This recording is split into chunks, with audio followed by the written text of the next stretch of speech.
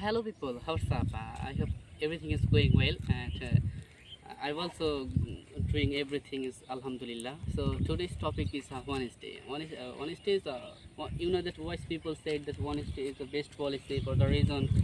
Uh, Unfortunately, the motorcycle is coming for the reason I feel like shame, but it's not a shame thing. I have to continue my practicing. So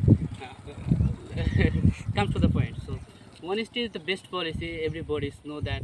If you behave or if you behave with the other people, suppose that um, you are a job holder. If you work honesty or trustable work, then your boss will be happy and the work will be done goodly. So that is the thing.